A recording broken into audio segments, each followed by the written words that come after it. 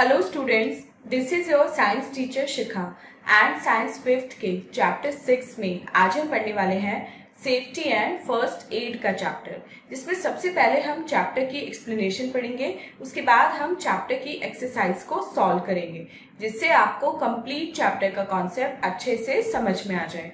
So without wasting any more time, let's get started.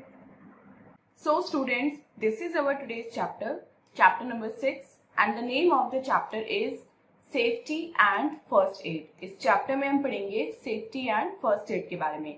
तो सबसे पहले चैप्टर एट अ ग्लांस में देखते हैं आज हमें कौन कौन से टॉपिक पढ़ने हैं। Safety first and first aid, ये दोनों टॉपिक आज हम अपने इस चैप्टर में कवर करेंगे। तो सबसे पहले इंगेज सेक्शन में देखते हैं आज हमें कौन सी एक्टिविटी परफॉर्म करनी है।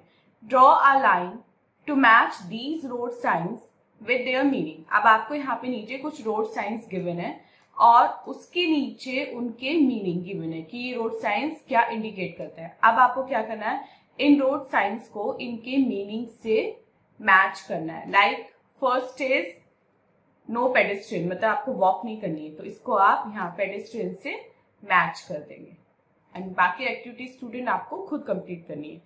तो चलिए मेन चैप्टर रीडिंग स्टार्ट करते हैं। सेफ रहने के लिए हमें क्या रहना पड़ता है, हमें केयरफुल रहना पड़ता है, क्योंकि एक्सीडेंट्स कहीं भी कभी भी और बिना किसी वार्निंग के, बिना किसी प्रेडिक्शन के हो जाते हैं। हमारा एक्सीडेंट हो जाता है या हमें चोट लग जाती है। और एक्सीडेंट मोस्टली तब होते हैं जब जो पीपल है वो केयरलेस हो जाता है, लापरवाह हो जाता है और उन्हें एक्सीडेंट में चोट लग जाती है या फिर उन्हें बहुत दर्द होता है, काफी ज्यादा फैटल इंजरीज भी हो सकती है। अब मोस्ट ऑफ द एक्सीडेंट्स जो होते हैं वो फायर एक्सीडेंट होते हैं या फिर रोड के एक्सीडेंट होते हैं जब हम सेफ्टी रूल्स को फॉलो नहीं करते। तो सबसे पहले हम पढ़ते हैं सेफ्टी एग्जैक्टली होती क्या है और हम कैसे सेफ रह सकते हैं। सेफ्टी, अगर हम रोड सेफ्टी की बात करें तो सबसे इम्पॉर्टेंट है, क्योंकि आजकल जो केसेस हैं रोड एक्सीडेंट के वो डे बाय डे इंक्रीज होते जा रहे हैं। हमें क्या करना चाहिए, हमें रोड साइंस को रीड करना चाहिए एंड उनको फॉलो करना चाहिए, क्योंकि वो हमारी सेफ्टी के लिए बने हैं। हमें हमेशा रोड पे निकलते समय सेफ्टी रूल्स को फॉलो करना चाहिए। इनफैक्ट घर पर भी हमें सेफ्टी रूल्स फॉलो करने चाहिए।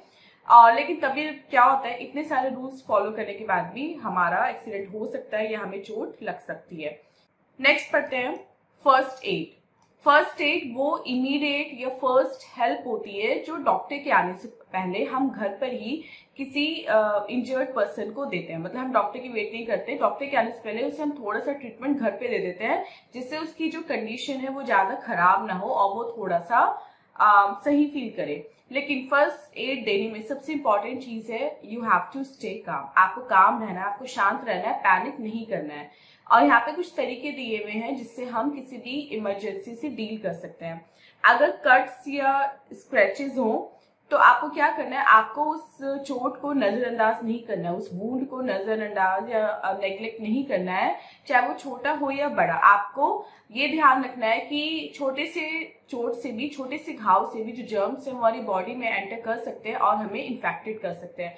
इसलिए फर्स्ट एड देने से पहले अपने हाथ अच्छे से धोएं, क्योंकि डर्टी हैंड से जर्म्स बहुत इजीली दूसरी बॉडी में ट्रांसफर हो जाएंगे।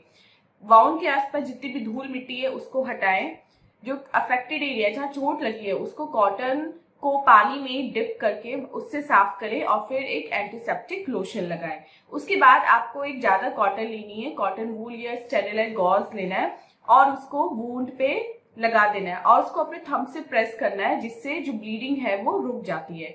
उसके बाद अगर टॉर्निकेट की नीड है तो आप उसको भी बांध सकते हैं, जिससे जो वुंड है उसमें से ज्यादा ब्लीडिंग ना हो और ब्लड लॉस के चांसेस कम हो जाए।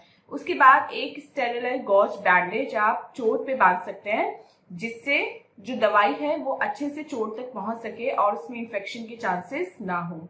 जब भी कोई स्किन कटती है या किसी आयरन ऑब्जेक्ट के साथ उसमें कट लग जाता है तो बहुत ज्यादा चांसेस होते हैं कि बॉडी में टिटनेस हो सकता है, क्योंकि आयरन में जो रस्ट होता है वो हमारी बॉडी के लिए अच्छा नहीं होता। ऐसे में आपको क्या करना चाहिए, डॉक्टर से कंसल्ट करके एंटी टिटनेस इंजेक्शन उस पेशेंट के लगवाना चाहिए। अगर नोज ब्लीडिंग का केस है तो पेशेंट को सीधा लिटा दें और उसका जो हेड है वो अपराइट पोजीशन में कर दें और बॉडी थोड़ी सी ऊंची, मतलब पैरों के नीचे पिलो लगा सकते हैं, जबकि जो उसका हेड है वो फ्लैट रहना चाहिए। ब्लीडिंग साइड जो है नोज की उसको आपको आराम से बहुत हल्के से प्रेस करना है। एक आइस पैक या गीला कपड़ा आपको नोज पे रखना है और पेशेंट के सर पे रखना है, क्योंकि नोज ब्लीडिंग होती है मोस्टली गर्मी से, तो आपको उसको ठंड पहुंचानी, ठंडक देनी है। नेक्स्ट आपको पेशेंट से कहना है कि उसको अपने माउथ से ब्रीथ करना है, नोज से ब्रीथ नहीं करना है। एंड अगर माउथ नोज से उसके बाद भी थोड़ी बहुत ब्लीडिंग होती है तो वो इतनी हार्मफुल नहीं होती, क्योंकि हार्मलेस होती है। थोड़ी बहुत ब्लीडिंग जो क्लॉट्स रह जाते हैं ब्लड के वो निकल रहे होते हैं, लेकिन हाँ अगर हैवी ब्लीडिंग है तो आपको उसको डॉक्टर के पास लेके जाना चाहिए। नेक्स्ट पढ़ते हैं फॉर स्प्रेज। जब मोच आ जाती है, जब कि हमारे जो टिश्यूज है वो फट जाते हैं, तो हम क्या बोलते हैं कि भाई मोच आ गई है, स्प्रेन आ गया है। स्प्रेन से क्या होता है, स्वेलिंग आ जाती है और कभी कभी स्किन ब्लू हो जाती है, मतलब स्किन का डिसकलरेशन हो जाता है और वो बहुत ज्यादा पेनफुल होता है। तो ऐसे में आपको क्या करना चाहिए, आपको एक आइस पैक या आइस क्यूब उसके इंजर्ड जॉइंट पे रखना चाहिए जब तक स्वेलिंग थोड़ी कम ना हो जाए। नेक्स्ट पढ़ते हैं, अगर फ्रैक्चर हो जाए किसी की तो आप फर्स्ट एड कैसे देंगे। बोन में किसी भी क्रैक या बोन के ब्रेक होने को हम क्या बोलते हैं, वो होता है फ्रैक्चर। ऐसे में आपको पेशेंट को सीधा लिटा देना है, कंफर्टेबल कर देना है और डॉक्टर को बुलवा लेना है। डॉक्टर के आने से पहले आपको क्या करना है, आपको एक स्प्लिंट उसके जो ब्रोकन बोन है या क्रैक बोन है उस पर लगा देनी है, जिससे अननेसेसरी मूवमेंट पेशेंट ना करे और उसकी कंडीशन और सिवियर और वर्स ना हो।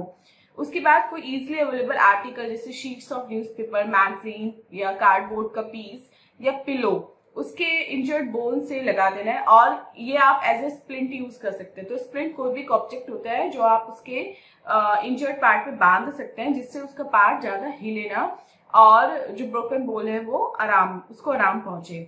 और स्लिंग भी आप यूज कर सकते हैं। स्लिंग बनता है एक ट्रायंगुलर क्लॉथ का जिसको आप सपोर्ट बोलते हैं, और आप उसको अगर हैंड में इंजरी है तो हैंड में आप स्प्लिंट का यूज कर सकते हैं। Next is for Burns. अगर जलने की कंडीशन हो, कोई जल गया हो किसी हॉट ऑब्जेक्ट से, फायर से, स्टीम से, बॉइलिंग वाटर से, क्रैकर से, इलेक्ट्रिक पॉइंट से, केमिकल से, तो आपको क्या करना चाहिए। अगर बर्न आपका माइनर है, छोटा सा बर्न है, तो माइनर बर्न भी बहुत पेनफुल है, लेकिन उनको हम घर पे ही ट्रीट कर सकते हैं। लाइक जो बर्न पार्ट है उसको आपको रनिंग वाटर के नीचे ले जाना है और उस पर पानी बहने देना है जब तक थोड़ा आपका दर्द कम नहीं हो जाता। उसके बाद आपको एक एंटीसेप्टिक लोशन या क्रीम लगानी है जिससे इन्फेक्शन ना हो, और अगर एंटीसेप्टिक लोशन या क्रीम अवेलेबल ना हो तो आप बेकिंग सोडा और वाटर का एक थिक पेस्ट बनाकर भी बर्न एरिया पे यूज कर सकते हैं। Next is severe burn. अगर बर्न बहुत ज्यादा सिवियर है तो स्किन क्या होती है, बहुत ज्यादा बर्न हो जाती है और उस पर छाले पड़ जाते हैं, ब्लिस्टर्स पड़ जाते हैं। तो ऐसे में आपको किसी भी ब्लिस्टर को फोड़ना नहीं है, प्रिक नहीं करना है, क्योंकि खुला जो ब्लिस्टर होता है, खुला छाला जो होता है वो ओपन वूंड की तरह होता है और उसमें बहुत इजीली इन्फेक्शन हो सकता है। तो आपको क्या करना है, जो बर्न है उस पर क्लीन पीस ऑफ क्लॉथ जो है वो बांध देना है या फिर स्टेरिल गॉज बांधना है, जिससे उसमें जर्म्स एंड डस्ट एंटर ना करें। अगर विक्टिम किसी शॉक की कंडीशन में है तो उसको कुछ गर्म चीज पीने को दीजिए, जैसे टी और कॉफी। और लेकिन बेहोश अगर वो हो गया है तो उसको कभी भी आप पीने के लिए मजबूर ना करें। और एक स्टेरिल पीस ऑफ क्लॉथ को आपको वाटर में या बेकिंग सोडा के सोल्यूशन में डिप करना है और उसको as a wet compress use करना है। और लेकिन कुछ बर्न्स ऐसे होते हैं स्टूडेंट जो आप घर पे ट्रीट नहीं कर सकते, और उसके लिए आपको डॉक्टर से कंसल्ट ही करना पड़ता है। तो अगर ऐसा है कि बर्न बहुत ज्यादा है एंड पेशेंट की कंडीशन बहुत ज्यादा खराब है तो आपको उसके लिए डॉक्टर की कंसल्ट करना है। Next is chemical burn. अगर बर्न किसी केमिकल की वजह से है तो आपको इफेक्टेड एरिया से क्लोथिंग रिमूव कर देनी है और केमिकल को हटाने के लिए बहुत सारा पानी आपको यूज करना है। उसके बाद आपको बर्न को स्टेरिलाइज गॉज से ढक देना है एंड डॉक्टर को बुला लेना है। Next is for fire fighting.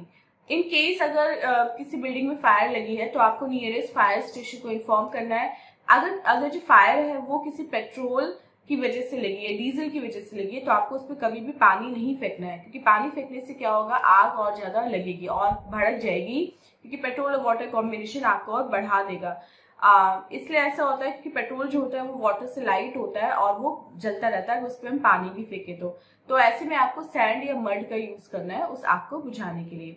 Next is अगर किसी पर्सन के क्लोथ्स में फायर लग जाए तो आपको क्या करना है, उसको आपको भागने नहीं देना है, क्योंकि अगर वो भागेगा और हवा लगेगी उसकी फ्लेम्स को तो फ्लेम्स जो है वो और ज्यादा बढ़ेंगी और भड़केंगी। आपको क्या करना है, उसको ग्राउंड पे रोल करा देना है, और जब वो ग्राउंड पे रोल करो तो उसको एक मोटे ब्लैंकेट से, थिक ब्लैंकेट से ढक देना है, जिससे ऑक्सीजन सप्लाई कट हो जाए और फायर बंद हो जाए। मतलब फायर किससे चलती है? फायर ऑक्सीजन से चलती है। जब ऑक्सीजन सप्लाई कट हो जाएगी तो आग जो है वो अपने आप बुझ जाएगी।